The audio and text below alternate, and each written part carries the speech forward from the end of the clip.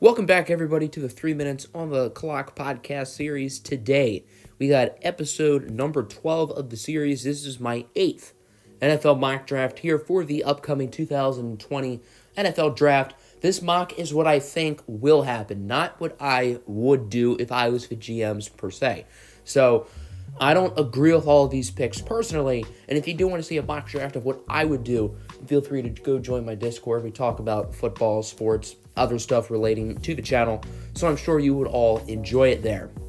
Also, this mock draft is 3 rounds with trades, so there will be a few trades to see here and there. And the schedule for the rest of the series, as we are getting close to the NFL draft, only 2.5 weeks away now. Time really does fly. Normally, I would not do another mock next week because I do them every 2 weeks, but we are going to upload one next week. Then, in 2 Saturdays from now, the 18th, I will release my 7-round mock draft, and then either the day before the draft or the day of the draft, I will have one final mock, likely 2 or 3 rounds. So that's the plan with that. I'll also have one more big board that comes out closer to the NFL draft as well. So that is the plan with that. Now, I did change things up a little bit here in this mock. In my last one, I feel like I was a little bit aggressive with certain trades. I think most notably the Seattle Seahawks trading their first-round pick for Yannick Ngakoue, and then one of their second-round picks for Trent Williams. I feel like that's a little bit unreasonable to go after both players. So I did try to be a little bit more conservative, but there are some big trades here, a few involving players as well. And here's a quick little trade key. Every pick that was traded is colored in a different color. You'll see when we get to the mock draft itself. So without further ado, let's get this show started. With the first pick, the Cincinnati Bengals select Joe Burrow, quarterback out of LSU. This is the obvious choice here for Cincinnati. It has not changed throughout this entire pre-draft process, and for the rest of the pre-draft process, it will not change. This has been the pick since my first mock back in January, and spoiler alert, I don't see it changing anytime soon. This is a very easy selection here for Cincinnati, and one that I do agree with. I don't think Burrow is a generational talent by any means. However, he is a really, really good player. He obviously had an outstanding season at LSU, one of the best collegiate seasons for any player in the history of college football. So I think this is the obvious choice for Cincinnati, trying to get their new franchise quarterback. Burrow is certainly the best one in this draft. With the second pick, the Washington Redskins, they're going to take Chase Young, the edge rusher out of Ohio State. This one is pretty easy as well. The Redskins could look to move back. If a team like Miami moves up to this selection, then I think Washington could get a ton of assets moving down to 5, and I think that could make sense for Washington. If I'm a Redskins fan, I would rather, hypothetically, the Dolphins pick 26 and maybe a second rounder along with the 5th pick, rather than Chase Young at 2. However, if the Redskins don't get any crazy good trade offers, then this is the obvious pick, and they should not consider anyone else with this selection. Chase Young is absolutely the best player in this draft class, and if the Bengals did not need a quarterback, he would be the pick at 1. With the third pick, we've got ourselves a trade. The Miami Dolphins will be moving up here with the Detroit Lions. The Lions will be receiving pick 5, and then both of the Dolphins' second-round selections, 39 and 56. Who are the Dolphins moving up for? None other than Tua Tagovailoa, the quarterback out of Alabama. Obviously, I think this pick will likely be traded, and as a Lions fan, I hope this pick gets traded. I think it'll be either the Dolphins or the Chargers. I think it can really be based on whoever makes the best offer. In this case, it would be the Dolphins. And they're going to get the guy that they've been targeting for years in Tagovailoa. It looks like his hip is pretty much healthy. It looks like the rehabilitation process has been outstanding for Tua. I'm not a Tua guy myself. I would not make this move for the Dolphins. Heck, I probably wouldn't pick him at 5 if he was available. I personally like Justin Herbert a little bit better, and that's not even saying that I'm higher on Herbert than others. I'm just lower on Tua because the injury scares me, and I think Tua, while he has some skills needed to be an NFL quarterback, he has excellent accuracy, excellent anticipation, phenomenal instincts and decision-making in the pocket. I think he is limited with some of his athletic traits, mainly his arm strength. He doesn't have a bad arm. However, I don't think his arm strength will ever lead him to be a top quarterback in the league. along with obviously the hip injury and then other durability questions, makes Tua Tagovailoa, in my opinion, the biggest wild card in this draft. Pick 4, probably the first surprise here. The Giants are going to take Jedrick Wills, offensive tackle out of Alabama. The popular pick here seems like Isaiah Simmons. If I'm Dave Gettleman, I'm probably picking Isaiah Simmons myself. However, Jedrick Wills is not a bad pick at all. Freak athlete at the right tackle position. Excellent pass blocker. Certainly the best pass blocker in this draft class. Now, he is mainly a right tackle. He was Tua Tagovailoa's blindside last year, but that's because Tua is a lefty, and you don't see many left-handed starting quarterbacks in the NFL, so I do think that hurts Will's value a little bit, but I do think he might be the most polished offensive him or Andrew Thomas are probably the most polished tackle in this class, and I think Jedrick Wills could be really good right off the bat. Pick 5, the Lions are up. This is obviously the pick that they just got from Miami. A little bit of a surprise here. They're going to go Isaiah Simmons, linebacker slash safety slash defensive player out of Clemson. Most people have the Lions picking Okudah, and if the pick was Okudah, I would not be mad at all. I really like Okudah a lot. He's my number 3 player in the class, but my number 2 player is Isaiah Simmons, and I think this does make more sense for Detroit. Get a guy who can be a game changer. Isaiah Simmons, in my opinion, is a blue chip prospect in this draft. There aren't many blue chips in this class. Chase Young is, Isaiah Simmons is, and then I think the only other player you could debate for being a blue chip is Jeff Okudah. Simmons can provide you so many different things on a defense, phenomenal in coverage. You can have him as an in-the-box safety, off-ball linebacker, deep safety, slot corner. Heck, every once in a while, you can have him rushing the passer. He can do so many different things. Also a freak athlete, 6'4", 240, 4.39 40-yard dash. I forget his exact vert jump. I believe it was above 40 inches, though. So as you can tell, Isaiah Simmons is an absolute monster. I think he has a higher ceiling than Jeff Okudah, and I don't think the Lions need a cornerback as much as people think. Desmond Trufant was a great signing for 2 years, $21 million. Justin Coleman's going to be in the slot for another 3 years, and then don't sleep on Amani Oruwariye. The Lions' 5th-round selection last year, I had a 2nd-round grade on him when we selected him, and he got a lot of playing time at the end of the year, and he looked good. So I don't think the Lions need a corner as much as people think. Pick 6, the Chargers select Justin Herbert, quarterback out of Oregon. Currently, their starter is Tyrod Taylor. While I personally like Tyrod Taylor a lot, I don't think he's that bad of a quarterback. He's not going to lead you very far. Let me just put it that way. I'm not saying Herbert would be the starter right away, but Herbert probably would become the starter by week 5, week 6. He has the physical tools to be an NFL star. Excellent arm strength, nice mobility inside and outside the pocket, but he needs to work on the decision-making and some of those simple plays. I mean, he is a great deep ball thrower, but sometimes he makes mistakes with some of those easy short passes, and his decision-making, his accuracy isn't always the best, so I don't think he's necessarily polished, nor do I think he's really ready to be a starter week 1, if there is a week 1. But assuming there is, I don't think Herbert will be ready, but I do think he does have a ton of upside. Pick 7, Jeff Okudah falls into the laps of the Carolina Panthers, and they will gladly make this selection. The Panthers, they want to start building up a new defensive identity. A lot of guys on that new identity in general, Cam Newton, Luke Kuechly, they were the faces of this team this decade. Both of them are now gone.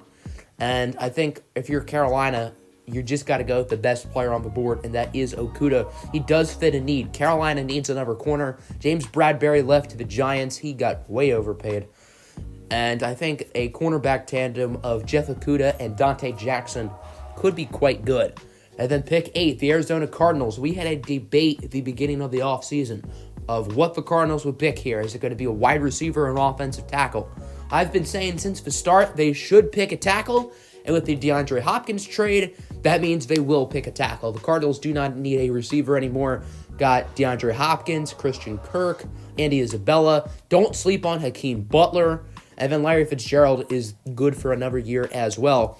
But the Cardinals have a choice here. There are a few offensive tackles they could go with. Andrew Thomas, Tristan Wirfs, and Mekhi Becton, 3 really solid players. But I have the pick here being Thomas. I think he's the most NFL-ready offensive lineman. And I think this Cardinals team is trying to win now. And I think they have the talent to potentially make the playoffs next year. If Kyler Murray can grow, take that leap from year 1 to year 2, I think the Cardinals are legitimate threats to make the playoffs. And obviously, with there being a 7th seed, that helps their case in potentially making it. So I think this would be a really nice pick for them, getting a guy who doesn't have the highest ceiling, in my opinion, but will be a really, really good starting tackle in this league. Now with the 9th pick, the Jacksonville Jaguars are in a similar position to Carolina. They need to build a new identity. I think they just have to go with the best player on the board. Jacksonville is going to be a really bad team next season. I assume they might be tanking for Trevor next year. I really wouldn't be surprised unless Gardner Minshew plays super well. Do I think Minshew's their franchise quarterback? Probably not. There's certainly a chance. He looked really good last year. But I do think part of this tank is to potentially get a guy like Trevor Lawrence or Justin Fields. But for where you are now, the Jaguars got to go with the best player on the board.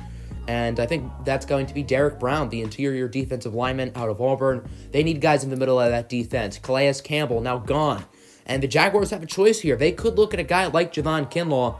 And while Derek Brown is probably the better football player, I think Javon Kinlaw has a higher ceiling with his pass rushing abilities, and I would highly consider picking Kinlaw here over Derek Brown. But Derek Brown is a phenomenal run stopper, absolute monster up the middle, and in a division where you have to play Derrick Henry twice a season, having this guy in the middle of your defense can be really, really good.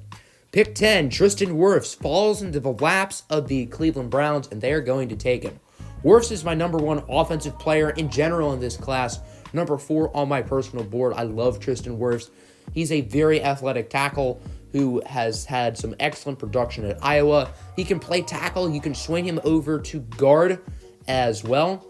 And I think his versatility along with his athleticism probably gives him the highest ceiling for any tackle in this year's draft. And the Browns, who desperately need another offensive lineman, are going to make this selection. They signed Jack Conklin to a big contract this offseason, but he's not enough. They need more. And Tristan Wirfs is going to be a beast in this league. Number 11, the New York Jets. They have addressed for offensive line this offseason. 3 years, $30 million for George Fant. Ouch. They did sign a few other guys, though, players like Alex Lewis, Connor McGovern. I know that they got another one, but for whatever reason, they're not. It's blanking in my head, the other offensive linemen that they signed, but I think with their additions to the offensive line, I think they're really going to try to go with a wide receiver here. And there are options. There are 3 great receivers on the board. Obviously, this is a deep receiver class, but that tier 1 of guys features the big 3 of Jerry Jeudy, CeeDee Lamb, and Henry Ruggs. Personally, I have Jeudy the highest ranked of the 3. However, the highest ceiling likely belongs to CeeDee Lamb. That is who the Jets will be selecting here at number 11. CeeDee Lamb is a dynamic football player, super explosive, phenomenal after the catch, super crafty, super athletic. Doesn't have the launch speed that you would want, but other than that, he is a really good player. Needs to be a little bit more polished with the routes, but other than that, he is phenomenal. Pick 12, the Las Vegas Raiders. They desperately need wide receiver, and I think who they pick is up for debate. The obvious choice here does seem like Jerry Jeudy, and that's who I would pick. However, you got to at least consider Henry Ruggs. He is a very, very good player as well. However, I do believe the pick will be Jeudy. In a division that got a lot better this offseason, I think the Raiders are going to try to compete and win some football games next year. It's going to be challenging because obviously you got the Chiefs, who just won the Super Bowl, and then the Broncos and Chargers have both had excellent off seasons up to this point. So I think the Raiders right now really look like the worst team in that division. But with 2 first-round picks, if you can get 2 really good football players, then that division can have 4 teams that are talented enough to make the playoffs, and I think that starts here with selecting Jerry Jeudy at 12. He's an absolute monster, one of the best route runners to come out of college in a long time. I think Jeudy, while he doesn't have the ceiling that CeeDee Lamb has, I think Jeudy will have an insane impact year 1. I think he'll be an 1,000-yard receiver right away, and he'll be a great weapon for Derek Carr or Marcus Mariota or whoever their long-term quarterback is going to be. Pick 13, the 49ers are going to go Javon Kinlaw, interior defensive lineman out of South Carolina. They traded DeForest Buckner for this pick. Now they can go ahead and get their new DeForest Buckner. Kinlaw is a very athletic interior defensive lineman, and the thing I like about him is his pass rushing ability. This is a guy who can get to the quarterback and isn't a prototypical run stuffer like Derek Brown, but I think Kinlaw's ceiling is going to be higher because of his athletic traits mixed with his pass rushing ability. That sound familiar, Niners fans? Sounds a lot like DeForest Buckner. Very athletic out of Oregon, has done a great job at getting to the quarterback, and has been very solid against the run as well. I'm not saying this is DeForest Buckner 2.0, but Kinlaw and Buckner are very comparable, if you will. Pick 14, we got to trade the Jaguars. We'll be moving up here with the Tampa Bay Buccaneers. The Bucs will be receiving pick 20, along with pick 42, the Jaguars' second rounder. Jacksonville, meanwhile, will be receiving this pick at 14, and the Buccaneers' third round selection, which is at 76. This is not bad value for either teams. If you look at it for Tampa Bay, they're only moving down 6 spots, and they upgrade their third round pick into a second round pick. Meanwhile, Jacksonville moves up 6 spots to get the player that they want, and they still have the same amount of day 2 picks. So I really like this move for both sides. Jacksonville will select the cornerback C.J. Henderson out of Florida. C.J. Henderson reminds me a lot of Greedy Williams coming out of last year's class. Phenomenal cover corners, very athletic, great ball skills, but the effort levels were not always there, and neither of those guys were great tacklers. I was very high on Greedy Williams, and I am personally high on C.J. Henderson as well. Now, I could see Henderson go a little bit lower than most expected. Obviously, Greedy took a fall last season in the draft. He was supposed to go in the mid-20s, ended up going in the middle of the second round. Henderson, I could see falling to the later part of the first round. However, I think he's just too talented for a team to really pass him up past this 14, 15, 16 range. And because of that, I had the Jaguars moving up to get him. They need a cornerback really, really bad. Their cornerback room is an absolute mess. And C.J. Henderson would likely be their top cornerback on the roster right away. They tried to sign Darqueze Dennard. It didn't work out. And even with Darqueze Dennard, I think C.J. Henderson would still be the best one on that roster. Pick 15, Henry Ruggs, wide receiver, Alabama to the Denver Broncos. They need another receiver to go alongside Courtland Sutton, and Henry Ruggs is a perfect pick. The Broncos are not getting the second coming of John Ross. Ross is speed, and only speed. And obviously, John Ross has been a giant medical question mark. He's been injured way too much to start his career. To be fair, John Ross, when he played last year, was actually quite good, but that was only like 4 or 5 games. I think Henry Ruggs is also a little bit more well-rounded than John Ross. He has better hands, runs better routes, and obviously, the after-the-catch abilities with his speed and athleticism are absolutely outstanding. So I think the Broncos are making a great selection here, getting Ruggs at 15. Pick 16, K'Lavon Chaisson, edge rusher, out of LSU to the Falcons. This is the first time I've had the Falcons getting Chaisson here at 16 in any of my mocks, because I do question the fit a little bit. Atlanta's used multiple first-round picks these past few seasons on speed rushers, Vic Beasley and Takk McKinley. Vic Beasley showed flashes, but now he is gone. And then Takk McKinley, a player who I really like, hasn't quite developed the way that Atlanta has wanted him to. So I don't think if they're going to pick an edge rusher here, I don't think they should pick a speed rusher like K'Lavon Chaisson. However, he is by far the best edge rusher on the board, and the Falcons need pass rushing pretty bad, so I think they're going to go with Chaisson here. Reminds me a lot of Brian Burns coming out of last year's class. Both were very dynamic athletes, great pass rushers coming off the edge, but neither of them were great against the run. And if Chaisson plays the way that Brian Burns did as a rookie, then this will be a home run selection for Atlanta. Brian Burns was outstanding last season for the Carolina Panthers, and if the Falcons can figure out how to get speed rushers to produce on this defense, then this will be a good pick for Dan Quinn and company. Now at pick 17, the Cowboys are going to go Christian Fulton, cornerback out of LSU. I'm a big fan of Fulton's game, one of my favorite players in this year's draft class. And Dallas needs another corner. Byron Jones obviously left in the offseason. They did re-sign Anthony Brown. However, both Jordan Lewis and Chidobe Awuzie, the funnest name to say in the NFL, Both only have 1 year left on their contracts, and Dallas is not in a good position salary cap-wise. Ezekiel Elliott's on a monster contract. Amari Cooper's on a monster contract. Dak Prescott will get a monster contract. Tyron Smith, Zach Martin, they're all making so much money that the Cowboys are going to have to let guys go like Jordan Lewis and Chidobe Awuzie, not to mention players like Michael Gallup, Leighton Vander Esch. They're going to need new contracts soon. I didn't even mention DeMarcus Lawrence, who's making like $20 million a season. So Dallas is going to have to make some tough decisions and let some good football players walk. And because of that, they're going to have to look at the future of the cornerback position. I think Fulton's the best one on the board, and I think he makes a ton of sense for Dallas right here.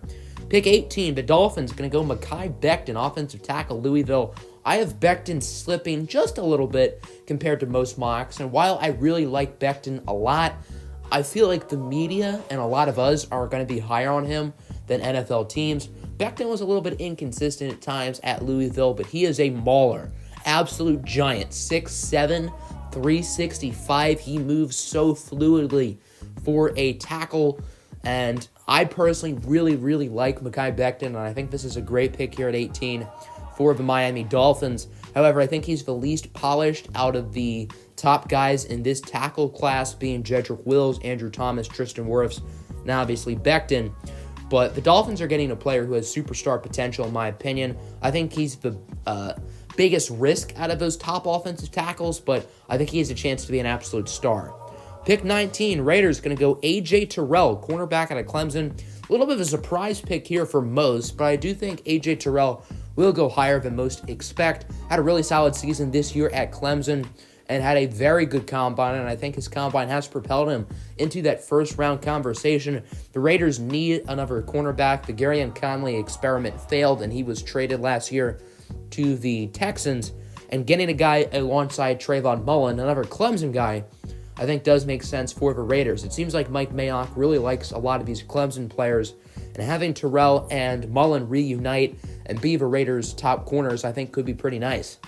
Pick 20, the Tampa Bay Buccaneers. This is the pick they just got from moving down with Jacksonville. They're going to take J.K. Dobbins, running back, Ohio State. So Dobbins is the first running back off the board, not Jonathan Taylor or DeAndre Swift. I think the Bucs are really going to make offense a priority. Should they?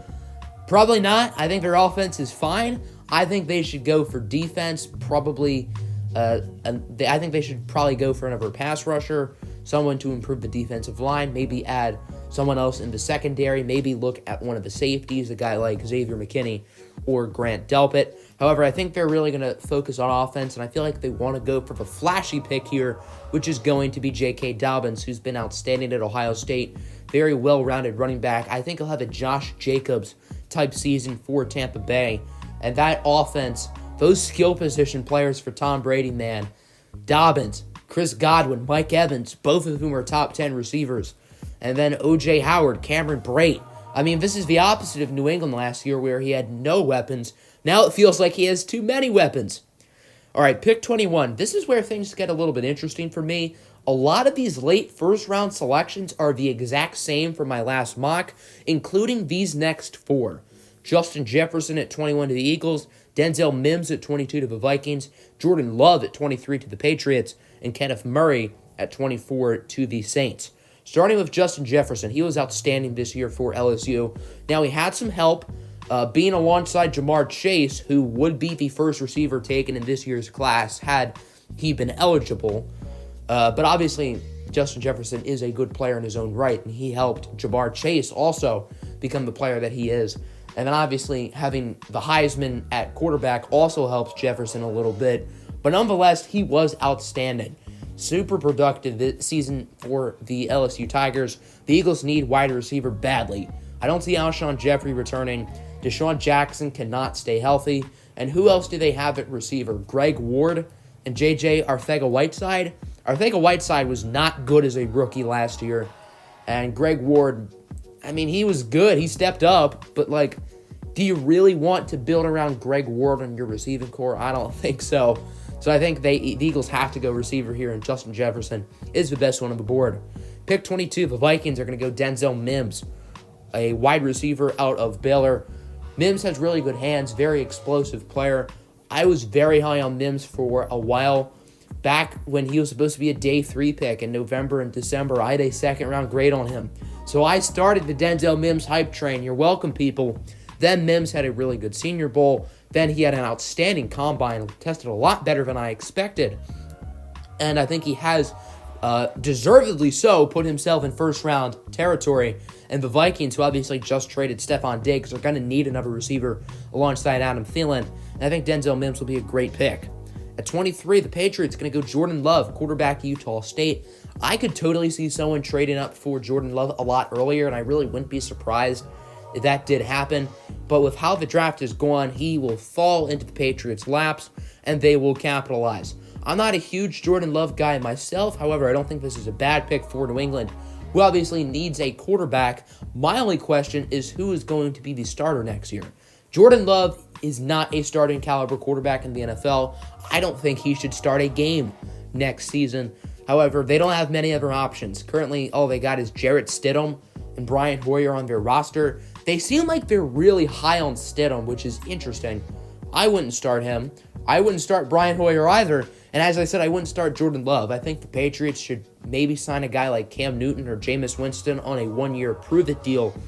And then if Jordan Love develops nicely, you just let them go in the offseason and hand the keys to Love for his second season. I think that's what New England should do. I wouldn't be surprised if they do sign one of those guys down the line. I don't know how Jameis doesn't have the job, and I would take a 1-year risk on Cam if I'm a team like New England who does need a starting quarterback. But Jordan Love is obviously very raw. Looking at the prospect, I've just been talking about New England's quarterback situation. Let's look at the prospect real quick.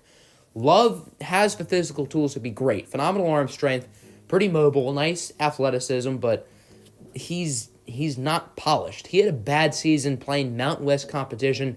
To be fair, his receivers are absolutely garbage, but I mean still, Jordan Love made a ton of ill-advised throws. The accuracy was bad. The decision-making was bad. He has a lot of improving to do. And then pick 24, Kenneth Murray, linebacker, Oklahoma, to the Saints.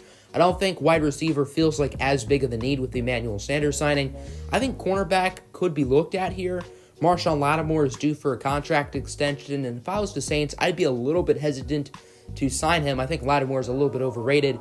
Eli Apple is gone. Charleston Gardner-Johnson is more of a slot guy. So I think they could look at corner here, but I do have the selection being Kenneth Murray, who had a really solid season with Oklahoma. Very solid combine as well. And you have your choice of off-ball linebackers. Both Murray and Patrick Queen are great players. I have Queen ranked slightly higher, but it is really close. And picking Kenneth Murray here would not be a bad selection at all for New Orleans. Now on to the latter part of the first, starting with the Vikings here at pick 25. They're going to go with cornerback Noah Igbinoghene out of Auburn. When you're doing scouting for the NFL draft, you usually come across a few guys who are your guys, players who you really like, and players that you will die on the hill that they will be successful. Noah Igbinoghene is one of those players for me. I'm a huge fan of his game. He's raw, but he has one of the highest ceilings at the cornerback position in this year's class. Tested pretty well at the combine, then tested really well at his Auburn Pro Day. And he's a good cover corner, but he does need some work, and he's a little bit rough around the edges, but I do think Igbinoghene will be a great pro in this league.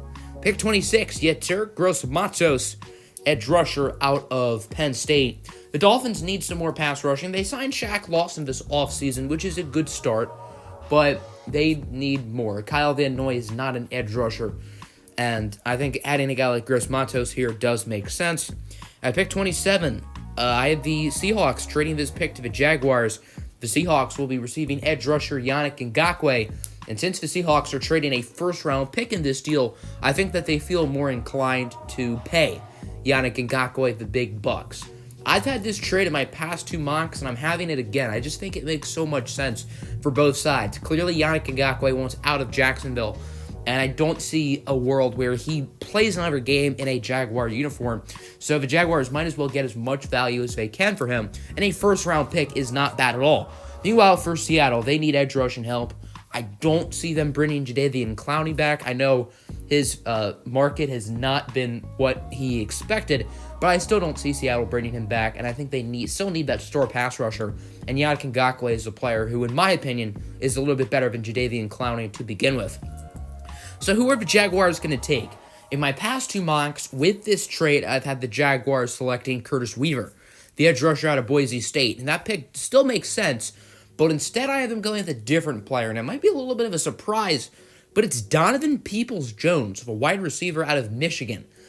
I don't think I've ever seen a mock draft with him going in the first round, but here we are. The draft is wild, and you see guys who you think are going to go in the second, maybe third round, who slip into the late first round. We've seen it the past couple years. Guys like Caleb McGarry last year, Terrell Edmonds the year before, players who you thought were late second round guys sneaking into the first round.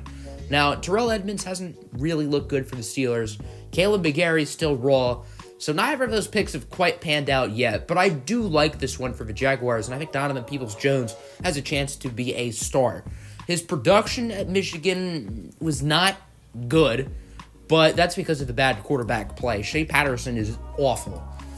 And Peoples-Jones was excellent at the combine, the best vert jump for wide receivers. I think he might have the best vert jump for any player in the combine to begin with. Great broad jump. He's a big-bodied receiver, and I think he makes sense for Jacksonville. Their receiving core is weird. They got DJ Chark, Keelan Cole, Marquise Lee, and Dede Westbrook. Not a lot of those guys are long-term building blocks. I think they should build around DJ Chark for sure. Maybe Dede Westbrook, and that's it. Marquise Lee and Keelan Cole, I don't think are part of this team's future. So you got an outside receiver in Chark. If they were to re-sign Dede Westbrook, he's the slot guy. But I think they need another outside receiver, and they can have Peoples-Jones there. He's a little bit raw for right now, but I really like his upside, and I think this selection does make sense for the Jags. Ravens going to go Patrick Queen, linebacker out of LSU. He does not have the biggest frame, but he's explosive and athletic. The Ravens need someone in the middle of that defense. CJ Mosley is gone. Patrick Onwuzor is gone. Both of them are at the Jets now. So I think that the Ravens should look at inside linebacker, and with Kenneth Murray gone, that makes the selection quite easy. Pick 29, Ross Blacklock, interior defensive lineman, TCU to the Titans.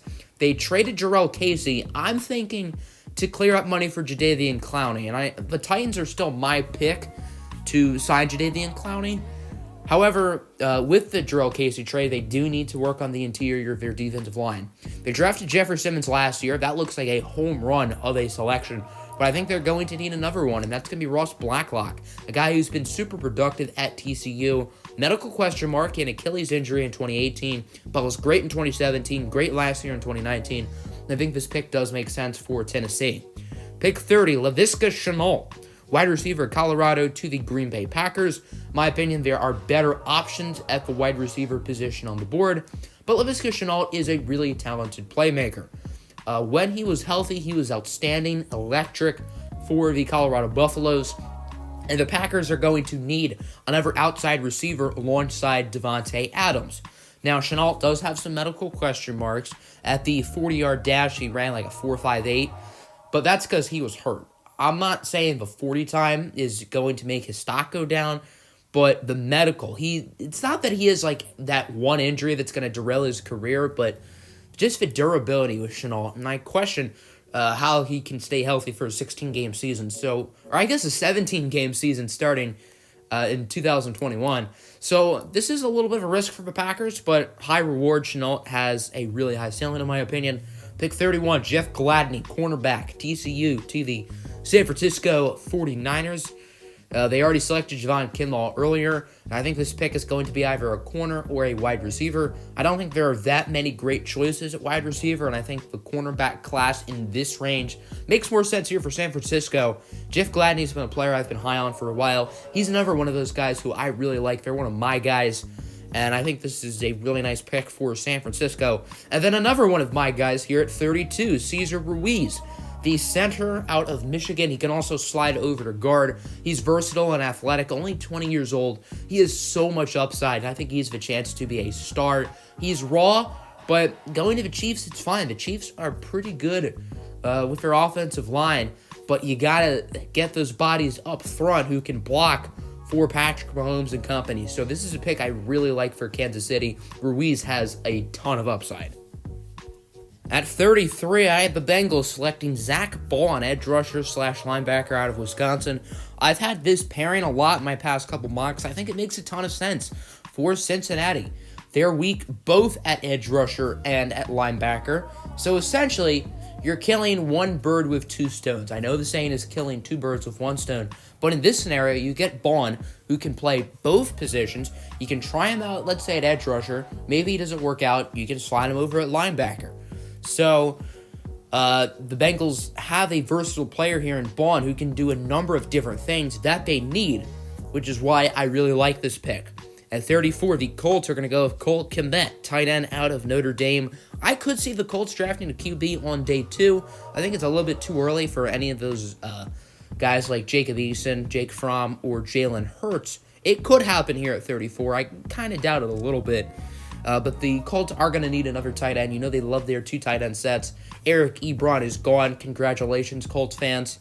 And now they can get their replacement here in Cole Kmet, who isn't the athlete that Ebron is, but I think Kmet is an underrated athlete, very well-rounded tight end, and for me, he's definitely the best at the position in this class. Pick 35, A.J. Epinesa, edge rusher out of Iowa to the Lions. I really like this fit. As a Lions fan, I would be stoked with this selection. Epinesa is a guy who you can have go against the pass, you can have him go against the run. Phenomenal pass rusher, as I just said. Had a great sophomore season, and then last year he faced a lot of double teams, which isn't really his fault. The combine did not go super well, but these versatile players who you can do a lot of different things on the defense is what Matt Patricia really likes. And I think the pairing of Epinesa and this Lions defense really makes a ton of sense. Pick 36, Xavier McKinney, safety, Alabama to the Giants. Seems like a strange pick. Originally, I had McKinney going at 26 to the Dolphins, and then the Giants getting Yetur Gross-Matos here at 36. However, I forgot that I had the Dolphins drafting another safety later, spoiler alert, so that didn't really make sense. And I figured this swap did make sense. Obviously, the Dolphins need an edge rusher, and I think value-wise, this is a very good pick for New York. Now, on paper, safety doesn't seem like that much of the need. They need edge rushers more. They need linebackers more. So you're probably wondering why they would pick a guy like Xavier McKinney. And at first when I made this little swap, I didn't really think it made sense. But the more I thought about it, the more I like this move for New York. I don't know if there are any edge rushers or linebackers they'd really consider over McKinney. Personally, I'd probably say a guy like Curtis Weaver, who I have ranked higher than McKinney on my big board. But I think most teams probably have McKinney higher. And if you look at the Giants' safeties, it's currently Jabril Peppers and Julian Love. Love was drafted as a cornerback last year, so he's still learning the position. And then Peppers is more of a hybrid player anyway, and he's on the last year of his contract, and I don't know if the Giants really are that inclined to bringing him back. So the more I think about it, safety actually is a little bit of a need for these guys. And value-wise, McKinney is probably one of the top players left on the board. So if you're drafting for need over a guy like McKinney's value, that's how to get fired 101 in the NFL. Pick 37, Josh Jones, offensive tackle, Houston to the Chargers. I'm not a Josh Jones guy personally. I know PFF loves him. He had a good Senior Bowl. I still think he's really raw, and I don't think he's all that good. And his stock is weird to me. I could see him going into the top 15.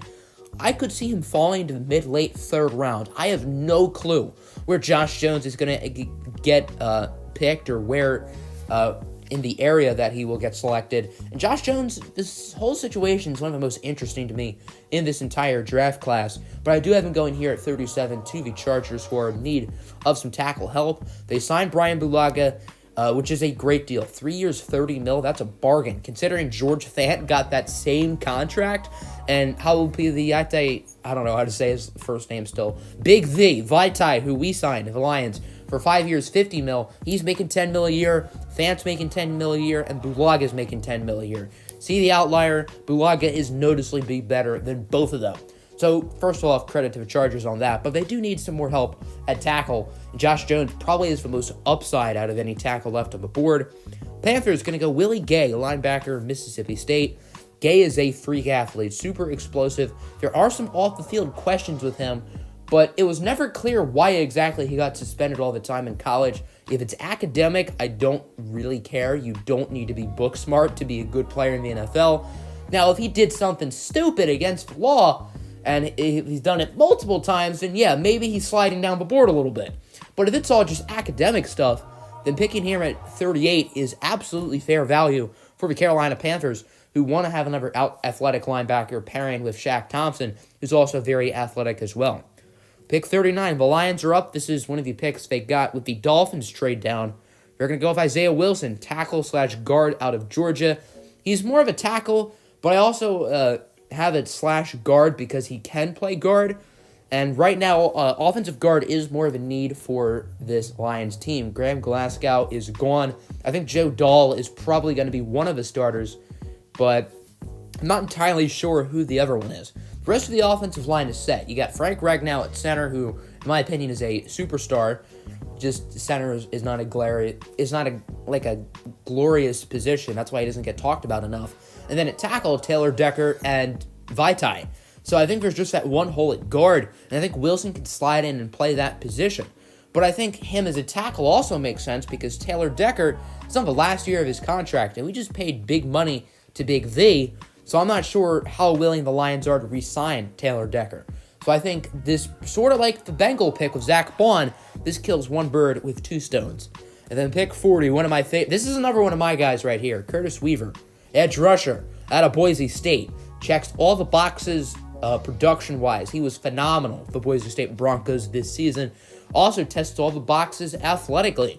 In my opinion, he is a first-round prospect. As I mentioned earlier in my past two mocks, I've had the Jaguars doing the Ngakoue trade and then picking him at 27. Here he falls a little bit, and I have the Texans getting him at 40. This is the pick from the DeAndre Hopkins trade, which obviously was a very bad one for the Texans, but they are making a very good pick here with the selection they got from the Hopkins deal. At pick 41, I've got the Cleveland Browns selecting Grant Delpit, the safety out of LSU. Delpit is a really good football player. This is phenomenal value here for Cleveland. In the middle of the second round, Delpit was outstanding his sophomore season. Looked like he was going to be a top 10 selection and a generational safety prospect. Well, this year he didn't quite play as well, and he has certainly seen a dip with his draft stock. But I think he's absolutely a first-round talent, and him going into second is a steal for the Cleveland Browns, who need a safety. So this is a win-win. A guy who can play right away. Obviously, Demarius Randall is gone. He just signed with the Raiders, I think, yesterday. And Delpit, in my opinion, is a little bit of an upgrade to Demarius Randall. I've always been a Demarius Randall guy. I've always liked him a lot. But Delpit, I think, will make a bigger impact, and I think Delpit will be really good right off the bat. The only question with him is his tackling ability. Just a little bit inconsistent at times with that. Inconsistent in general, in my opinion. So I think this is an excellent pick here for Cleveland at 41. Pick 42, the Bucks. This is the selection they got in the C.J. Henderson trade. They're going to go with Ezra Cleveland, the offensive tackle out of Boise State. I'm not an Ezra Cleveland guy. I don't think he's all that special. A lot of people have had him astronomically rise as a day 3 prospect now to the middle of the second round. I don't see it. For me, he's a borderline top 100 prospect in this draft. I wouldn't pick him until like the late third. I think there are better tackles available. Lucas Niang, I think, is far better than Cleveland. Even Austin Jackson, Matt Peart. I think there are better options at the tackle position. However, with Cleveland's combine, I think the Bucs are going to really be tempted to pick him here. At pick 43, Trayvon Diggs, cornerback, Alabama. Very physical corner. I think he'll be really good right off the bat, and I really like the value here in the middle of the second round for the Chicago Bears, who need another corner alongside Kyle Fuller. Pick 44, another one of my favorite players this year, Brandon Ayuk, wide receiver out of Arizona State. Big-bodied receiver, nice athlete, 4.5 speed, good jumping ability, and he plays big, and I really like what I've seen from Brandon Ayuk. Had a really solid Senior Bowl, and I think he's probably the most underrated day 2 receiver in this draft class. I have a late first-round grade on Ayuk, one of my favorite players in the class. Pick 45, Jeremy Chin, safety out of Southern Illinois to the Bucs. I would say Jeremy Chin is one of my guys, but I think every major draft analyst at this point has Jeremy Chin as one of their guys. But Jeremy Chin is a stud. Super, super explosive in the Southern Illinois secondary. He's a playmaker. I wish I could just write playmaker as his position instead of safety. He can also play a little bit of hybrid linebacker. I think he's big enough and athletic enough to do that. And I think the Bucs are getting a phenomenal player here in Shin. Pick 46, Jalen Johnson, cornerback Utah to the Broncos. I think Johnson's really underrated. The production at Utah has been absolutely phenomenal. He was great in college, and the Broncos are getting an absolute beast at the cornerback position. Pick 47, DeAndre Swift, running back, Georgia to the Falcons. Swift really takes a nosedive in this draft. He's one of the biggest losers in this class because he's absolutely a first-round talent, and the Bucs could have picked him at 20. Instead, they go J.K. Dobbins, and because they're passing on Swift, he gets picked 27 picks later, so kind of rough for him. I wouldn't be surprised if he goes in the first round, but just the domino effect of this draft, he's one of the guys that happens to fall, and the Falcons are going to capitalize. They need another running back. Todd Gurley was signed to a one-year contract. He's a massive question mark, and if he plays well, then good for the Falcons, but Gurley's still just a giant risk. I don't think he's going to be the same player that he once was with those knee arthritis issues. And I think that the Falcons need to start preparing for the future. And I think for right now, you can have a Gurley-Swift tandem in the backfield. And then assuming Gurley doesn't really work out, you just let him go at the end of the season. And then DeAndre Swift can be the full bell cow back going forward. And then at pick 48, we have a trade. I had this trade on my last mock. I think it makes a ton of sense. The New York Jets will be trading this selection to the Baltimore Ravens in exchange for edge rusher Matthew Judon.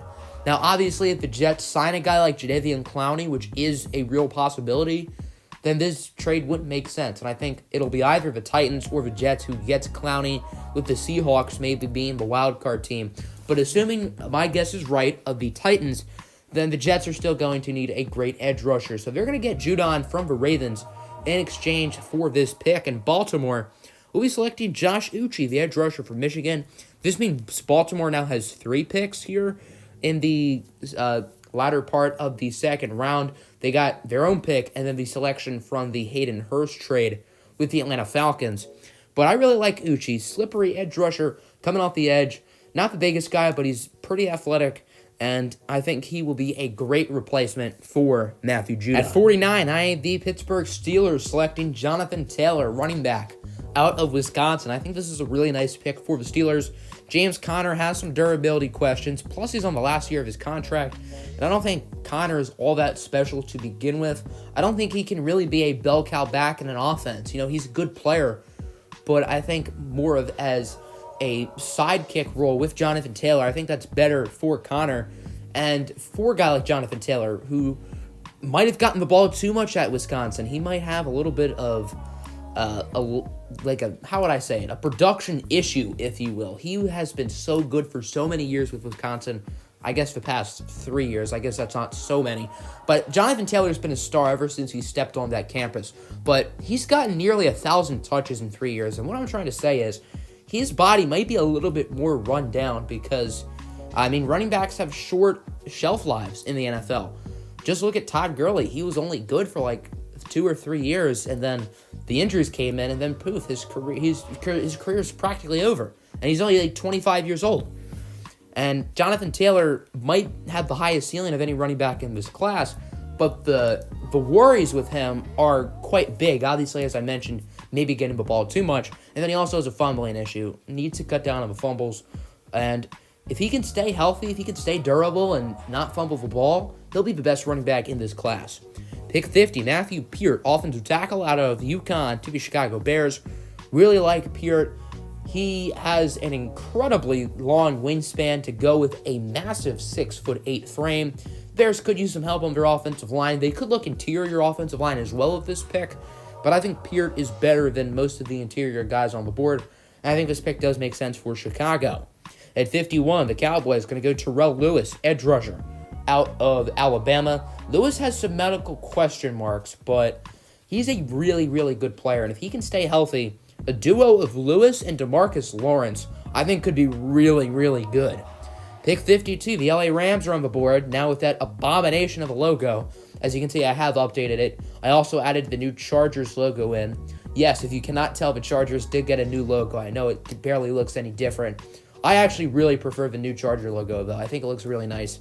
The Rams logo, on the other hand, is an absolute joke. But you know what's not a joke? this selection. Darrell Taylor, edge rusher out of Tennessee. Really like Taylor. He also has some medical question marks as well, but he's a really, really good player. The Rams need some more pass rushers. They actually got Michael Brockers back. He signed with Baltimore, but the contract didn't work. So they brought him back, which is good, but the rest of their front seven is a train wreck. Dante Fowler, gone. Corey Littleton, gone. I guess Samson Ibukam is still pretty good, but he's going to be a free agent next year, so I don't know how much the Rams are willing to pay him. And I think adding a guy like Taylor is a good selection here. Pick 53, the Eagles are going to go Damon Arnett, cornerback out of Ohio State. Arnett has had luck because he got to play with Jeff Okudah and Sean Wade in that secondary, and Arnett might be the third most talented corner of that group. However, he's still a really, really talented player, and for this Eagles team, even though they got Darius Slay, they still need corners. Vontae Maddox is meh, and he's more of a slot guy anyway. And then Rasul Douglas and Sidney Jones, neither of whom are all that special on the last year of their contracts anyway. So you can have a long-term cornerback trio of Darius Slay and Damon Arnett on the outside. And then if you want to build around Vontae Maddox, he's the slot guy. Pick 54, my goodness. Julian Okwara, edge rusher out of Notre Dame. Okwara is a guy who the production was not always there in college, but you know the talent is. And the Bills need some more pass rushing help. Shaq Lawson is gone. I had the Ravens getting this pick for Matthew Judon a couple mocks ago, but since the Bills traded their first rounder for Stephon Diggs, I don't think they really want to trade their second rounder as well. So because of that, they're going to hold on to it and pick an edge rusher here in Okwara, who I think has a nice upside, but is a little bit raw. Pick 55, another one of my guys, Jalen Reagor, wide receiver, TCU to the Ravens. Super explosive player at TCU.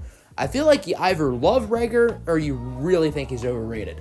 I love Jalen Reagor. He's a first-round caliber prospect for me. He's my wide receiver 5 in this class, and he's a super dynamic athlete. Tested well in the jumping drills at the combine. Good vert jump, good broad jump. The 40-yard dash was shaky. He ran a 4.48. A lot of people were expecting him to run like a 4.3. So that's a massive difference. And then he also struggled in the 3-cone drill. But I'm not too worried because, he's faster in game. And you can tell that the speed is there and the agility is there. So I'm not too worried that he tested poorly. And then pick 56. This is the other selection that the Lions got in the trade down for the Dolphins to get Tua Tagovailoa. They're going to go with Justin Madubuike, the interior defensive lineman out of Texas A&M. Personally, I don't love this pick. I'm not a huge Madubuike guy. A lot of people had second-round grades on him. I have a third-round grade on him. So it's not terrible value, but I think we could have better value here. But I think the Lions are going to add another interior defensive lineman in this draft. And to be specific, someone who is a pass rusher. Obviously, someone like Neville Gallimore is going to be higher on most boards. However, Gallimore is sort of limited. He's more of a run stuffer, which is why I had this pick being Madubuike instead of a guy like Neville Gallimore. The Lions' interior defensive line is interesting. We got Deshaun Hand, who was hurt for most of last year, but really good as a rookie. Danny Shelton, who's more of a nose tackle, very good run stuffer, but not necessarily a guy you want in the field on third down. And then Nick Williams, who we signed from the Chicago Bears this offseason, and he actually is a pass rusher. So I think adding another one in Madubuike does make some sense, and if the Lions do go interior defensive line here, I think Madubuike would be the selection. Now on to the final part of the second round, starting with the Texans at 57. They are going to steal Neville Gallimore. How he fell this far, I have no clue. He's another draft loser because a lot of people have late first, early second round grades on him, me included. I have him, I think, right around like that 40 range on my big board, and he could absolutely be a candidate for the Texans' first selection at pick 40, but he falls here to 57, and the Texans are going to pounce. They need a DJ Reader replacement, and this is your guy. Gallimore is more of a run stuffer, but he is a freak athlete. Not surprised he tested well at the combine, but those numbers are eye-opening. Even if he goes this late, I would be pretty surprised, but just the domino effect of previous picks has him falling here. Pick 58, Jonah Jackson, interior offensive lineman, Ohio State. Had a really good Senior Bowl, and that's where I think he's making his money. And the Vikings still need help in the interior of that line. They drafted Garrett Bradbury last year, who I think was quite underrated as a rookie, but they need more. And Jonah Jackson's a really, really solid player. I think he can be a plug-and-play guy pretty early on.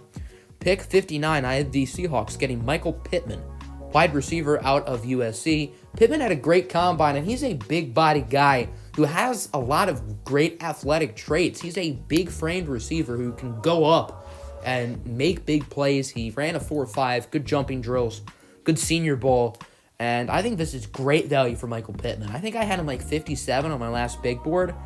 I feel like that's way too low. Michael Pittman is a beast. This is a phenomenal selection for Seattle. You got Pittman and DK Metcalf on the outside, and then Tyler Lockett in the slot. That's a really good receiving trio, probably one of the best in the NFL. Pick 60, Nick Harris, interior offensive lineman out of Washington. I really like Harris. I think he's very underrated. One of my favorite interior linemen in this class. Marshall Yanda is gone, and the Ravens' interior line isn't all that good. That's one of their big weaknesses. So I think this will be a very successful second round for the Ravens. You don't have to worry about paying Matthew Judon anymore. You got your replacement for Judon and Josh Uche. Got Jalen Reagor, who is a steal. And then Nick Harris, another player I really like. So the Ravens, and Patrick Queen in the first round is another guy I like. So this is an excellent draft for the Baltimore Ravens so far. To go along with an excellent offseason they've already had. The Ravens are one of the biggest winners of the offseason so far, and they're still doing really, really well here in this draft. So Baltimore absolutely still a Super Bowl contender next season. Pick 61, Lucas Niang, offensive tackle, TCU to the Titans. They don't need tackle right now. Taylor Lewan is good on the left side. Dennis Kelly is good on the right side. But I think it's probably good to really focus on the future at tackle and get a young guy developing behind them. Dennis Kelly is locked up for 3 years, but Taylor Lewan isn't getting any younger. He's still great, but I think having Lucas Niang behind them for a year or two, I think does make sense. I think this is a good pick for the Titans. Pick 62, Marlon Davidson, interior defensive lineman out of Auburn, going to the Green Bay Packers. Kenny Clark is great, but they need somebody next to Kenny Clark. I think Marlon Davidson can be just that. The Packers have a ton of talented edge rushers on this defense. Preston Smith and Zadarius Smith were worth every buck that the Packers paid them last season. Rashawn Gary is still a guy I'm high on. They brought back Dean Lowry, to be specific. They overpaid for Dean Lowry, but I think they just need one more piece in that front seven. Oren Burks is, I guess, going to be the inside linebacker. I'm high on him as well. So they just need one more piece in that front seven, and I think that can be Davidson here at 62. At pick 63, we've got a trade. The Dolphins will be moving up 7 spots from pick 70 to pick 63. The Chiefs will be receiving pick 70, and then pick 141, which I think is a compensatory pick in the 4th round. With this pick, the Dolphins are going to go Antoine Winfield Jr., safety out of Minnesota.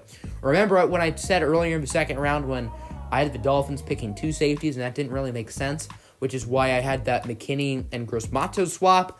Well, here's why. And I didn't want to get rid of this move because I really liked it for the Dolphins. Winfield here at 63 is phenomenal value. And there are a few really good safeties left on the board. Kyle Duggar as well, and so is Ashton Davis. I'm not an Ashton Davis guy myself. He was not ranked in my top 100, but a lot of analysts and GMs are going to have this as good value for him. And then obviously, as I mentioned, Duggar and Winfield are both great as well. And then pick 64, Austin Jackson, offensive tackle, USC, going to the Seattle Seahawks. They still need help on their offensive line. George Fant is gone. I think Jackson is raw, but tested well at the combine. Very athletic, and I think he does have nice upside at the position. Now into the 3rd round, the Bengals are going to select T. Higgins, wide receiver out of Clemson. Higgins is an interesting prospect. Back in January and February, he was probably going to be a late 1st, early 2nd round pick, but after testing really badly at the Pro Day, he takes a massive dip. I've never been super high on Higgins to begin with, but he is a talented, big-bodied receiver who can make big plays. And this Bengals team is in a weird spot at wide receiver. I don't think T. Higgins is going to have to make a big impact right away, but the Bengals are in a weird spot. You got A.J. Green, who his prime is pretty much over now. I think we're going to start to see him declining. Tyler Boyd, he's really good, but, I mean, other than that, Auden Tate stepped up last year, but is he the future? And then John Ross is very injury-prone. So there are 4 guys there who are talented, but I feel like there's only one long-term building block with Tyler Boyd. So I think adding another guy who you're going to build around in T. Higgins does make sense. A little bit of a risk here at 65, but the reward is a lot. He has a very, very solid ceiling, And if he plays the way we all saw in college and expected him to, based on his draft stock back in January, this would be a steal for Cincinnati. Redskins going to go Sadiq Charles, offensive tackle out of LSU. The Trent Williams era looks like it is over. They need a replacement, and Sadiq Charles, who had a really underrated season last year, does make sense. Lions going to go Chase Claypool, wide receiver, Notre Dame. Claypool is a wide receiver tight end hybrid with TJ Hawkinson set at tight end. I guess Claypool will be more of a wide receiver. The position is not a huge need for the Lions right now. We're actually pretty deep at receiver. Got Kenny Golladay and Marvin Jones on the outside, Danny Amendola in the slot, and then Marvin Hall and Geronimo Allison as the backups. However, Marvin Jones is on the last year of his contract. Kenny Golladay is on the last year of his contract. Danny Amendola was only re-signed to a one-year deal. Geronimo Allison only signed a one-year deal. And I don't think Marvin Hall has that much left on his deal either. So this receiving room could look drastically different soon. I obviously expect us to pay Kenny Golladay the big bucks, as we should. Let's hypothetically say, my guess is 4 years, $80 million for Golladay. I know that seems like a lot. I think he's going to get paid a lot of money. But I don't see us re-signing a lot of those other guys I said. Maybe one of the depth players, I'd hope we re-sign Marvin Hall. But I think we need another future outside receiver to replace Marvin Jones. And I think that can be Claypool, who tested outstanding at the combine, big body, ran a good 40 time. And I think this would be a very solid selection for my Lions. At 68, the Jets going to go Darnay Holmes, cornerback UCLA. Tremaine Johnson is gone. Darryl Roberts is gone. I know most Jets fans are crying about that. Wink, wink. Those would be happy tears, to be exact. But I do think the Jets do need another corner, and Holmes is a guy who does have a pretty high ceiling. Pick 69, we have a trade. I love this for New England, as they're going to move up here to the 69th pick. Nice. The Panthers will be receiving picks 87 and 100, so the Panthers are getting 2 third-round picks. The Patriots will also be receiving pick 148, which I think is the Panthers' 5th-round selection. That's like this first or second pick in the 5th round, so keep that in mind. And the Patriots are going to go KJ Hamler, wide receiver out of Penn State. How he has fallen this far, I don't know, but I love the fit. I think Bill Belichick can have a lot of fun with KJ Hamler. He's a slot receiver, but I think he can also be a gadget player, a guy you have on end-arounds and jet sweeps, a player who's even in the backfield every once in a while. And I think Bill Belichick can really come up with a lot of creative ways to use KJ Hamler on the offense. So that's why I really like this pick. With the 70th pick, the Chiefs, this is the selection they just got from the Dolphins in the Antoine Winfield trade, and they're going to go with Bryce Hall. He's another one of my guys out of the University of Virginia, pairing him up with his former UVA teammate Juan Thornhill in that Chiefs secondary. As I have a first-round grade on Bryce Hall, I really like him. There are some medical question marks with him, but I mean, if it weren't for the medical, he'd be a top 15 pick in my opinion, or at worst top 20 in that range. He'd be in the discussion for CB2 or CB3, so this is great value for KC. Chargers going to go Troy Pride, cornerback out of Notre Dame. The Chargers' cornerbacks trio is the best in football. Casey Hayward, who's a top 10 player at the position. Chris Harris, who's a top 15 player at the position. And Desmond King, who's also a top 15 guy at the cornerback spot. So why would they go corner? Desmond King's on the last year of his deal. Chris Harris isn't getting any younger, and he was only signed to a 2-year contract. And I don't think Casey Hayward has that much left either. So you got to start planning for the future. Troy Pride would not make a huge impact to year 1, clearly, but I do think he could be good long term. And then pick 72, another guy I really like, Akeem Davis-Gaither, linebacker out of Appalachian State. He is a monster. Cardinals are getting phenomenal value at a position they need. Davis-Gaither, can be a really nice pairing with Jordan Hicks in the middle of that defense. And I think this is an absolute steal for the Cardinals. Now at pick 73, the Jaguars are going to go Kyle Duggar, safety out of Lennar Ryan. Really, really talented player here Jacksonville's getting. Yes, Duggar's only played Division II competition, but he has been great in that Lennar Ryan secondary. Very athletic, had a good Senior Bowl, and I think this is a very nice selection for the Jaguars. Pick 74, Malik Harrison, linebacker, Ohio State. Browns fans, this is your Joe Scobert replacement. He signed big money with the Jaguars. I thought the Browns should have brought Scobert back, but for 5 years, $53 million? No. Browns made a good move by letting him go. And I think Malik Harrison has a high ceiling, very athletic. I think him and Mack Wilson could be a nice duo in the middle of that defense. Pick 75, Jacob Eason, Quarterback, Washington, to the Indianapolis Colts. I'm not an Eason guy myself. I have Hurts and Fromm ranked ahead of him. To be fair, I think it's really close between those three guys, but out of the three, Eason, in my opinion, is the worst. Not by a large margin, as I said, but I think the Colts do want to start preparing for the future. Phillip Rivers is obviously not the long-term answer, and clearly Jacoby Brissett is not either. Jacob Eason has the chance to do that. He has nice physical tools, good arm strength, but the accuracy and the decision-making at times are a little bit questionable, and I'm not a huge Eason guy myself. Pick 76, the Jaguars are back up. They got this pick from the Bucs. Remember, in the C.J. Henderson trade, the Bucs got pick 20 and the Jaguars' second rounder. The Jaguars got 14, but they also got this pick. And they're going to go with Jabari Zuniga, the edge rusher out of Florida. So another Florida Gator staying in state, going to the Jacksonville Jaguars. Zuniga has some medical question marks himself and didn't get to play a whole lot at Florida at times because of his medical. But when he was on the field, he was really, really good. This is a nice pick for Jacksonville. At 77, Jack Driscoll, offensive tackle out of Auburn. Driscoll's actually really polished, and I think he could make an impact early on.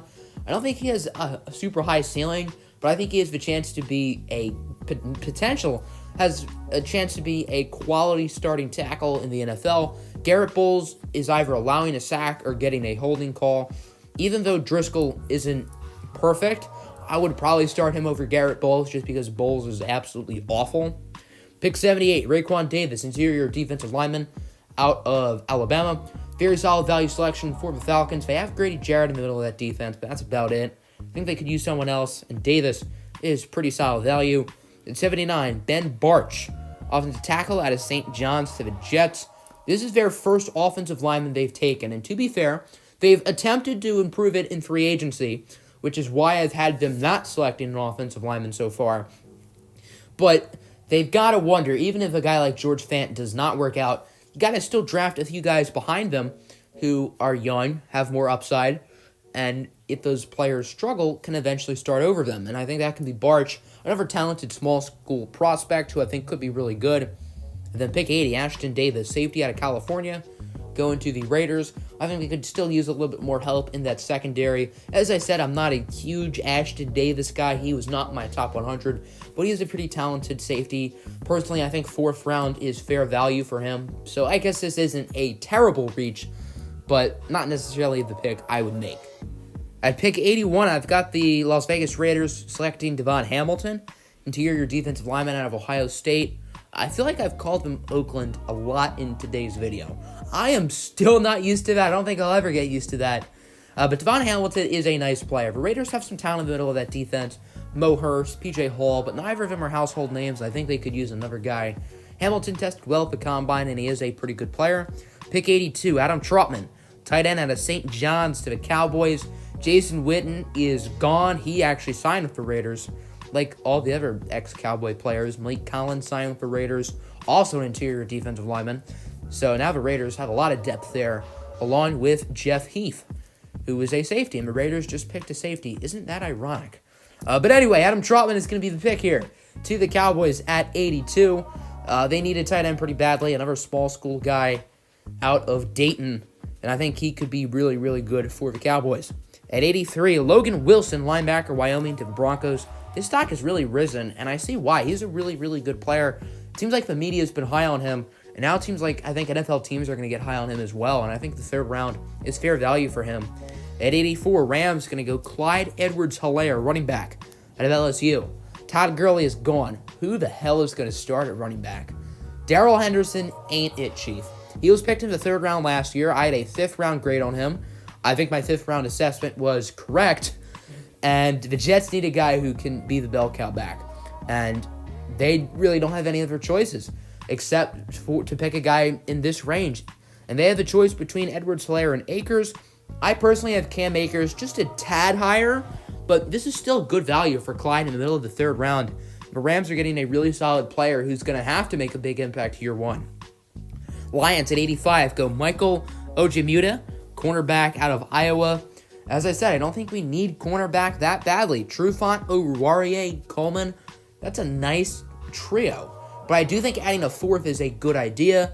I don't think we need to as early as people think. As I said, I wouldn't be opposed to Okudah in the first round. I wouldn't be opposed to some of those second-round options like Trayvon Diggs or Jalen Johnson. However, I do have the Lions going other positions there, and I have them waiting until the third to go with a corner in Ojin Muta, a player who I think is really underrated and very talented out of Iowa. Bill's going to go Cam Akers, running back out of Florida State. Devin Singletary surprised me last year. I had a fifth-round grade on him as well. He was actually quite good, but I don't think he's a bell cow back. I don't think he's meant to be a bell cow back. I think he's meant to be more of a change of pace back. So I think having a duo of Devin Singletary and Cam Akers could actually be really good for Buffalo. Panthers going Jordan Brooks, linebacker, Texas Tech. They got this selection from the KJ Hamler trade-up that New England made. And it doesn't hurt to add more linebackers if you are the Carolina Panthers. Shaq Thompson was obviously re-signed, but Luke Kuechly's gone, and I think they need more at the position. They've just picked up Willie Gay in the second round. I think Gay has a mix of pass rushing abilities to go with solid coverage, and then adding another freak athlete at the position in Jordan Brooks does make some sense. So doubling down on maybe the two most athletic linebackers in the class to go with Shaq Thompson, who's one of the most athletic linebackers in the league. Pick 88, the Saints going to go Jalen Hurts, quarterback, Oklahoma. This seems like Drew Brees' last season. Sean Payton says this is it for Brees. Apparently, Brees told his teammates at the Pro Bowl that he was going to retire, and then changed his mind late. So I don't see Brees coming back after this season. The Saints have Taysom Hill. He is not a starting quarterback in the NFL. So I think drafting a guy like Hurts who can develop for a year and then maybe become the starter in season 2 makes some sense for the Saints, and I think it's something that they should consider. At pick 89, I have the Minnesota Vikings selecting Bradley Anae, edge rusher out of Utah. This is really good value for Minnesota. With Everson Griffin gone, I think they could use another pass rusher. Anae doesn't necessarily have great length, but he has good tools. He played well at the Senior Bowl, and I think this is a very solid selection for Minnesota. The Texans going to go Lloyd Cushenberry, interior offensive lineman out of LSU, to the Texans. A lot of people have him going in the second round. I personally have a third-round grade on him, so I think this is fair value. I think this is a good pick for Houston. Cushenberry is a little bit raw, but I like his upside, and the Texans have not had a good offensive line for a while. To be fair, they've done a better job at improving it. They got Laramie Tunsil, who's a star. Not saying that was a good trade for them, but Tunsil is a very good player. Titus Howard showed flashes last season. Max Sharping still has potential. So they're putting an effort to improve it, and they're going to continue that effort here with Cushenberry, who, as I said, is raw but has upside. Raiders going to go Matt Hennessy, interior offensive lineman at Temple. I do have a second-round grade on Hennessy, so this is phenomenal value for Oakland. They might want to drink of Hennessy after getting this deal. No, okay, kids, don't drink. The Ravens going to go Jordan Elliott, interior defensive lineman out of Missouri. With Michael Brockers not being signed, interior defensive line is still in need. They did add Derek Wolfe and obviously Calais Campbell as well, but I think they could use another one. I don't think either of those guys are long-term pieces for the future. Jordan Elliott is a Pro Football Focus darling, and I do think this is pretty fair value for him. At pick 93, I've got the Tennessee Titans selecting Cameron Dantzler, the cornerback out of Mississippi State. Dantzler is another guy whose production, in my opinion, is really underrated. He was phenomenal at Mississippi State. Probably would have been a mid to late second round pick had his 40-yard time been adequate, but it was not. 4.6, 4.62 in that range. That's not good. You got to be fast to cover some of these speedy receivers. But for a team like the Titans, with Logan Ryan probably leaving, I think this pick does make sense. I'm surprised Logan Ryan doesn't have a job. He was very good last season, and I wouldn't be surprised if the Titans do want to consider bringing him back. But if they don't, I think Cameron Dantzler does make sense here with this selection. Packers going to go Bryson Hopkins, tight end out of Purdue. Jimmy Graham is gone. They need a new tight end. Hopkins is a pretty solid player, and I think this is a pretty good pick for Green Bay. Broncos going to go Kenny Willekes, edge rusher out of Michigan State. I haven't said that name in a minute because I haven't had him going in the third round really recently at all, but I have him now going in the third round once again. Very high effort player, really productive at Michigan State, and he's another guy who can play in the interior. You can have him as an edge rusher, so I think the Broncos can do multiple different things with him. He can be their new Derek Wolfe, I suppose. And then the Chiefs going to go Antonio Gibson, running back out of Memphis. Really interesting pick here. Gibson is very athletic. Obviously, Memphis breeds mid-round running backs. We saw Tony Pollard and Darrell Henderson come out last year. Antonio Gibson this year. They have another guy come out this year, Patrick Taylor. So Memphis, you're always seeing 1 to 2 running backs pretty much every year from them getting drafted. And Gibson is one of the most interesting ones to come out recently. And I think the Chiefs could use another running back, Carlos Hyde. He is gone. Or he was with the Texans last year, so he's already gone. Sean McCoy, he's not all that special anymore. Damian Williams is pretty good, but outside of that, they don't really have a whole lot behind Damian Williams. So I think Gibson would be a good pick here. Now on to the compensatory picks. Since there are 10 here in the third round, I figured I would have 5 per slide. Starting with the Cleveland Browns at 97, another one of my guys right here, Netang Muti, interior offensive lineman out of Fresno State. Muti is my number 1 guard in the draft, my number 2 interior offensive lineman, just behind Cesar Ruiz. Muti is a top 50 player for me in this class. He is phenomenal, an absolute mauler at the position. He had an incredible bench press number, I think like 44, 45. I mean, he is a mammoth at that guard position, and he'd be a star if it were not for the medical question marks. Has an injury history, and that obviously derails his stock, but I think this is still a really, really good pick for Cleveland here at 97. The Patriots going to go Robert Hunt, interior offensive lineman out of Louisiana. Another talented player. I think this is quite good value for Hunt. I have a early to mid third round grade on him. So getting him here in the compensatory part of the third round, I think is a good selection. Giants go Alex Highsmith, edge rusher out of Charlotte. I originally had this pick as Terrell Burgess, but since I had the Gross Matos McKinney swap, it didn't make sense for the Giants to pick 2 safeties. So I changed it to Alex Highsmith, who's a really, really talented player coming out of Charlotte, super productive, one of the more underrated players in this class. At pick 100, this is the other selection the Panthers got in the KJ Hamler trade-up from New England. They are going to select Lakeith Fotu, interior defensive lineman out of Utah. I think the Panthers could use another guy in the middle of that defense. Gerald McCoy is gone. K'Wan Short's not getting any younger. I think Dontari Poe is gone as well. And then at 101, Damian Lewis, interior offensive lineman out of LSU. Lewis had a really solid season this year. Seattle always needs more offensive linemen. It feels like they added Austin Jackson here in the second. So now they're going to add another one here in Lewis in the third. Now on to the final 5 picks of the video. Steelers at 102 going to go Rashard Lawrence, interior defensive lineman out of LSU. I think the Steelers need more bodies in the middle of that D-line. They could use an edge rusher here. I don't think edge rusher really helps them right away with TJ Watt and Bud Dupree. Even if they don't re-sign Dupree, I think they're probably going to put more of a focus on edge rusher next season. And I think interior defensive lineman is probably more than need right away. Eagles going to go Troy Dye, linebacker, Oregon. 100% effort every play. I think he played through an injury the last 4 or 5 games of the season. It's been the heart and soul of that Ducks defense for a while, and I think the Eagles do need help at linebacker, so this would be a pretty nice selection. Rams go Amik Robertson, cornerback, Louisiana Tech. He'll likely play in the slot for the Rams, whose cornerback room has changed drastically this past season. Obviously, Jalen Ramsey is a star, but outside of that, they don't really have a lot. They have a few young guys like David Long, who was a third-rounder last year, but they are going to need more at that position. Vikings at 105 go Prince Tega Wanahogo, offensive tackle out of Auburn. Prince Tega here is still new to football, a little bit new to the position, but he's played very well at Auburn, and I like his upside. And the final pick of the video, pick 106 for Ravens, going to go running back A.J. Dillon out of Boston College. Dillon is a very powerful back. He tested well at the Combine, trying to show that he's not just a power guy and he can do a little bit more.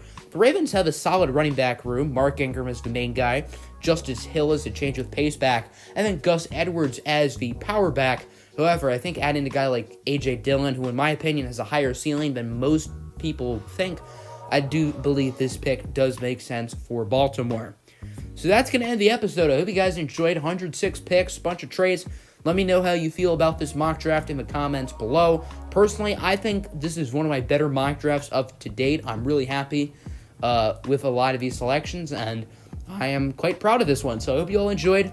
Hit the like button and subscribe if you're new, and as always, have a good one. Deuces.